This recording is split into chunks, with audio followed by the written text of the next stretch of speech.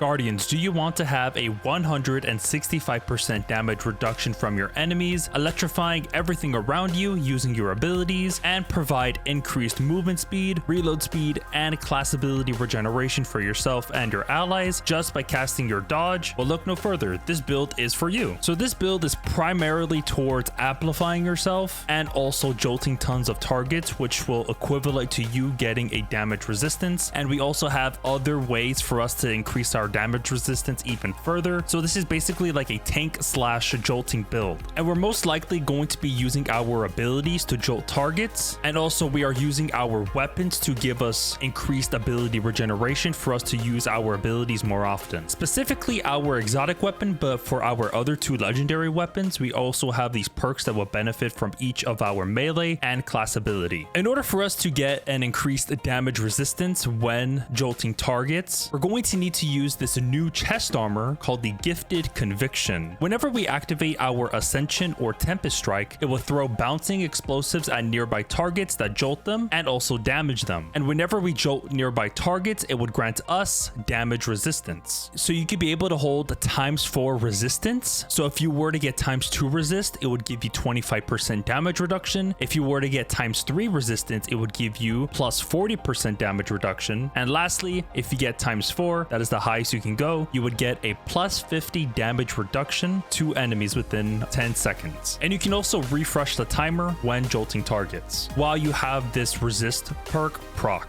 So this is the first way for you to get increased damage reduction. And for the mods that I am using for this build are melee damage resistance. This is another way to get damage resistance. But for this one, in order for us to activate this, we would have to be within 4 meters of that enemy in order for us to activate this mod. So I am using 3 of them. So it would give us a plus 30% damage reduction. Let's head to the Arc Strider. For the super, I do recommend going for Gathering Storm because this is an additional way to jolt targets, but you don't really have to use this one. You can choose the other 2 supers, but I like to take my priority into jolting targets. Onto the abilities. For the class ability, I went for Marksman Dodge just because of the base cooldown, which is 29 seconds, which is less of a cooldown compared to Gambler's Dodge, which is 38 seconds. And same thing goes for the Arc Melee. I chose to put Combination Blow because the base cooldown is 40 seconds. And also, if you were to activate this melee and you were to get a kill, it would immediately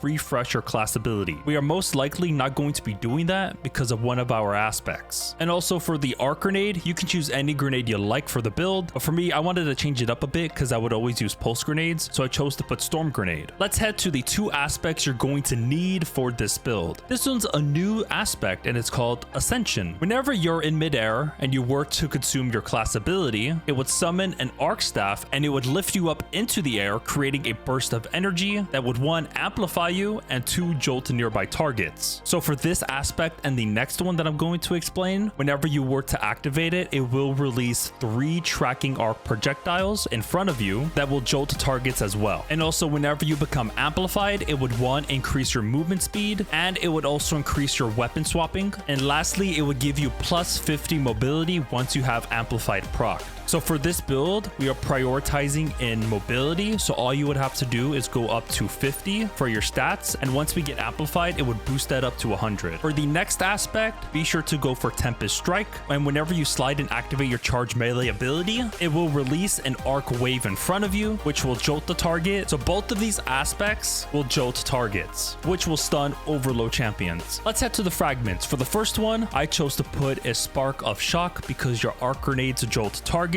but you would get -10 discipline. So this is another way to jolt targets as well. So now each of your abilities will jolt targets. The second fragment be sure to go for is Spark of Ions. Whenever defeating a jolted target, it would create an ionic trace. But the cooldown for this fragment is 10 seconds. Let's head to the third fragment. It is called the Spark of Discharge. Your arc weapon final blows have a chance to create an ionic trace, but you get -10 strength. And it also depends on which ad you're going to be defeating. Whenever we were to defeat a red bar enemy, it would give us 34%. And then if we were to defeat an elite, it would give us us 67%. And lastly, if we were to defeat a mini boss or boss, it would give us a 100% chance to spawn an Ionic Trace. And the last fragment I chose to put is Spark of Resistance. While surrounded by combatants, you are more resistant to incoming damage, and you would also get plus 10 strength. So this one is another way to proc more damage resist. So whenever you're within 15 meters and there's 3 or more enemies around you, so you are going to be getting a 25% damage resist within 2 seconds. Let's head to the weapons for the build. For the kinetic weapon, I chose to put the legendary version of the Khvostov. What's really cool about this weapon is because on the third column, there are 3 perk slots and they will benefit for each of your abilities. So the first one is Strategist, which will give us class ability energy whenever we get weapon kills. And the second perk column I am using is Pugilist. Final blows with this weapon will generate melee energy. So this is the perk I am using for the gameplay that you're seeing on screen. And also for the last column, Demolitionist. Kills with this weapon will generate grenade energy, and whenever we were to activate our grenade ability, it will reload this weapon from reserves. So out of these 3 perks, you can choose either or, but for me, I'm choosing Pugilist. And on the fourth column, I am using Attrition Orbs. Dealing sustained damage will create an orb of power. And what's cool about this weapon is the origin trait called Dealer's Choice. Final blows with this weapon will grant a small amount of super energy, and if you have multiple weapons from the Pale Heart, it will increase the effect. So we are using another weapon from the Pale Heart, and it's in our power weapon slot. But first, we need to talk about the energy weapon, and I am using this arc fusion rifle called the Delecate Tomb. This fusion rifle is extremely good for producing Ionic Traces and also jolting targets, which will help us get even more of a damage resist from enemies. So if we were to hip fire an enemy, it will deal plus 20 increased damage, and also whenever you get kills with this weapon, it would have a chance to spawn an Ionic Trace. So if we were to defeat a red bar enemy, it would give us a 16.7% chance, and then if we were to defeat an elite, mini boss, or boss, it would give us a 100% chance to spawn an Ionic Trace. And whenever we pick up an Ionic Trace, it would overcharge the next shot, granting a 30% increase in damage, and it would also apply Jolt to the next hit. This buff will last 14 seconds, or whenever you deal damage to an enemy. And if you do have the Catalyst, in which I highly do recommend, whenever you collect an Ionic Trace, it would refill 4 ammo into the magazine. For the power weapon, I chose to put this Strand machine gun, and here's what you need to put for the third column. Be sure to go for Strategist. And on your fourth column, go for Dragonfly. Precision kills will create an elemental damage explosion. And here are the seasonal artifact mods that I was using for this build. The main ones you gotta put is Elemental Siphon. Rapid final blows with the kinetic weapon, or a weapon matching your equipped super, will create an elemental pickup that matches your equipped super. And the next one, to increase our damage resist even further, be sure to go for Galvanic Armor. While you have an arc or prismatic subclass equipped, incoming damage from combatants is reduced while amplified, which this one will give us a 30% increase in damage resist. Now let's head to the stats for the build. Your main one is to go for Resilience to give us an extra 30% damage reduction just by having tier 10 Resilience. And the second stat I do recommend to go for is Discipline, because it will decrease the cooldown of your grenades. And yes, you don't need to get tier 10 Mobility, because if you have 50, we are going to be amplified non-stop, so that would increase that up to 100. Now let's head to the armor mods for the build. For the helmet, I am using Harmonic Siphon, so rapid arc weapon final blows will create an orb of power. The second mod I chose to put is Hands On. Gain bonus super energy on melee kills. And the last one, go for Special Ammo Finder. It increases the drop chance of special ammo upon defeating an opponent. For the gauntlets, I chose to put Firepower. Your grenade final blows will create an orb of power, but the cooldown is 10 seconds. And same goes for heavy-handed. Your powered melee final blow will create an orb of power, but the cooldown for this one is of course 10 seconds. And lastly, I chose to put is Momentum Transfer. Causing damage with a grenade reduces your melee cooldown. And for the leg armor, be sure to go for Recuperation. Replenishes health each time you pick up an orb of power, so this one will give you plus 70 HP just by picking up an orb for survivability. And the second one, go for Absolution. Reduces all ability cooldowns each time you pick up an orb of power. And the last one, go for Elemental Charge. Whenever we collect an Ionic Trace, we would have an escalating chance to give us an armor charge. Lastly, for the Hunter Cloak, I do recommend going for Special Finisher. Finishers will generate special ammo for the whole team, but it would consume 3 stacks of your armor charge. And the last 2 armor mods for the Cloak was sadly not proc